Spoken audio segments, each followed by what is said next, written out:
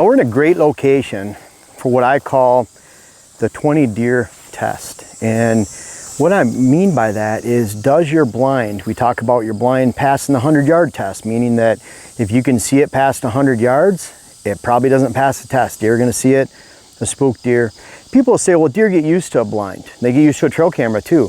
The problem is, if you have a good property, mature bucks likely, there are exceptions, we're hoping this is an exception this year because we have some really good bucks. We're looking to change things, make it all fall property. But a lot of good properties, the best whitetail properties, especially the smaller whitetail properties, they're not getting, and they're not attracting, and they're not getting to that overall population of bucks until the fall. So when a buck comes in, end of September, October, he doesn't have time to get used to those blinds unless he's local. You have that buck that comes from a mile away, half mile away, he's not in the area, all of a sudden he sees this big box, like this redneck right here, and he takes off and runs. He doesn't like it. He's not used to it. It sticks out. So another way to look at that, whether it's a blind or a tree stand, because tree stands tend to stick into the woods. They had a tree stand right over here, previous owner, and I'm sure deer didn't pick that out. It was well hidden back in the woods. Can you get in and out, and I'm talking about more food plot hunting, but can you get in and out of that blind or tree stand without spooking deer? I want you to imagine this food plot right here. This was a giant food plot that they had planted. Giant meaning 1.5 acres, pretty good size for smaller properties, that kind of thing. But this entire plot, all the way that you see here and all the way past the redneck blind, was planted. There's 20 deer out here on this plot. Can you get in and out of the blind without spooking deer? The answer is obviously no. You couldn't get in and out of the stand without spooking deer. Do you have a water hole? Imagine 20 deer around that water hole. Can you get in and out of that stand without spooking deer? Now there's exceptions. Sometimes there's those pass-through water holes, small little food plot. You know there's not a lot of deer there. You're not going to spook a lot going in. If you do, they're just passing by. That buck that's cruising through a certain area in a tree stand, he's only in that short window for 30 seconds, a minute, get in and out of that stand. In that case, it has to be hidden. A lot of stands are. But the 20 deer test for a blind is really critical. You can see what we've done out here. There's a lot of foxtail coming in. See the foxtail coming in? Not switchgrass. But we have a lot of switchgrass planted out here too.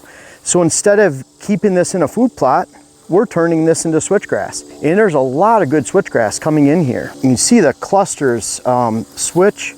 It's really hard to see. Not even sure Dylan can focus in on that, but see that white hair right there? That's really indicative. That's a telltale sign of switchgrass, and you can see it right there. It's clump grass, it's growing up. And I believe a lot of this switchgrass is gonna outcompete this foxtail next year. But if it's not, in June we'll mow it and let that switchgrass come up. But we have a big, huge stand of switchgrass mixed in. You can see a lot of switchgrass back here where it's more solid switchgrass. So we've taken the approach of not only are we taking that redneck blind and we're putting it in a location back here on another food plot, we'll show you that in a second, but we're adding switchgrass here because this is an area we need to access. So not only is it critical that you pass the 20 deer test with a blind, but you also pass the 20 deer test if you're walking by a food plot, traveling through an area. And so we obviously can't here. I don't want to spook deer here. We actually have a water hole right down here. We're actually putting a redneck on the ground under a box elder. We'll show that to you in the coming weeks, and that's a perfect rut spot. We're actually using the switchgrass now. You know, think about it, big food plot here, let alone you have a stand here. The deer that are walking by this area, in this really nice cruising area back up here on this inside corner. We're going to talk about what the inside corner is here in a little bit. But you can see the inside corner right here, comes right here. Well, deer cross through here like an X on this inside corner. We're putting the switchgrass here so that deer feel more comfortable right up to this edge or even going through the switchgrass. Not the case when it's a big food plot here. Those big bucks cruise 40, 50 yards past this location, especially the larger the food plot is, especially it's well open here, and they just don't want to come close to this edge. So by planting the switchgrass here, we're going to draw the deer closer. We have a stand in there on the inside corner, off that inside corner we'll talk about later in another video. But whether it's your access by a plot and you have 20 deer out there, you think you're going to spook or not, or climbing into a blinder stand, if you're spooking those deer on your food plots, those food plots aren't doing you any good. It's not helping the health of the herd. In fact, they're just hitting it at night. They're feeding somewhere else. The neighbors are the ones that are actually the true influencers that way. And let's step over to the next spot where we're going to take this blind on this stand and we're going to put it next to a 2-acre food plot. And I'll talk about why I believe that passes the 20 deer test and the 100-yard test, and it'll work for us this fall. Let's go check out that because it's a different situation. I hope that makes sense. So we need to move this. This doesn't pass any kind of test, and especially the criteria I need for making sure that we're the true herd influencer in the area and that we have a chance of those mature bucks. So let's go check out the next spot. Hey, sorry to interrupt this video, but my web class series is finally begun. How to design your whitetail property is on my website, and there's a link in the description. Please check it out. Now this is that spot where I feel like we can stick a blind right over there and we can pass the 20 deer test, meaning that on this 2-acre field stretched out from end to end, we could have 20 deer here when we get out of the stand or in the stand and not spook deer. This is a deer blind, but it'd be the same principle as the tree stand. Like maybe we could have a tree stand back here on the end, maybe a water hole, mock scrape, where we could catch movement coming in and out of this stand.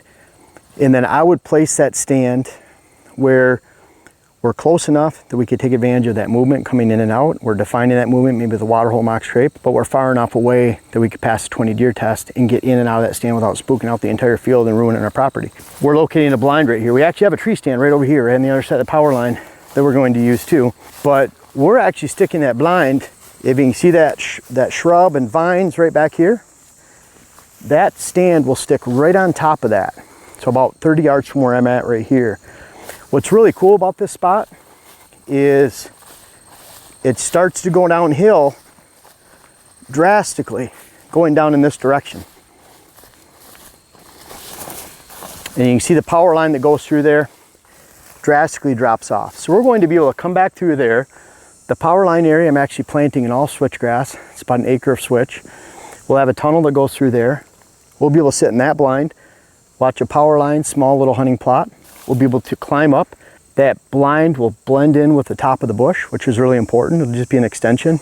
And then we'll be able to see over all this goldenrod and ragweed, garbage, and see right into that food plot down there. Obviously a gun spot. It'll be a gun stand right here. But then we have bow stand down there, bow stand down here. We're taking advantage of that movement. But bottom line, no matter what, it has to pass the test. Whether it's a 100-yard test and it's blended into these bushes back here, our access, so we don't spook the 20 deer out of here, or when we actually climb into the standard blind and expect not to spook deer. It's the name of the game. Doesn't matter on our access trails in and out, walking, getting into tree stands, checking trail cameras, walking by your food plots. The name of the game is not spooking deer. Ask yourself, does your stand or blind on a food plot pass the 20 deer test? This isn't the Outdoor Channel TV. We're not hunting down in Iowa, locations that Kansas that don't have a lot of hunters, don't have a lot of pressure, and putting a nice blind right into the middle. We love our redneck blinds, but we're putting them off to the side, making sure they pass the 20 deer test, making sure they pass the 100-yard test. And you can bet we're trying to eliminate every way that we could potentially spook deer throughout the season this fall, and I suggest, highly recommend that you do the same.